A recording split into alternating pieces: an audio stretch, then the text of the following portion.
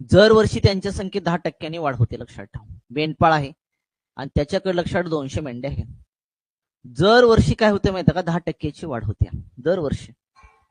100ला 10%ची वाढ म्हणजे 10ची वाढ, लक्षात ठेवा. मग 100 मेंढ्या असतील तर किती होणार त्याच्याकडे, 120. जर 100 मेंढ्या असतील तर 110 मेंढ्या होतील, लक्षात ठेवा पहिल्या वर्षी. मग 200ला किती होतील, गुणिले दुसऱ्या वर्षी सुद्धा तसंच करायचं. 100ला 10% वाढ होती, 110 वरती लिहायचं. आता कॅल्क्युलेशन करा. हे कॅल्क्युलेशन केले की तुम्हाला 2 वर्षानंतर त्याकडे किती मेंढ्या असतील हे निघून जाईल.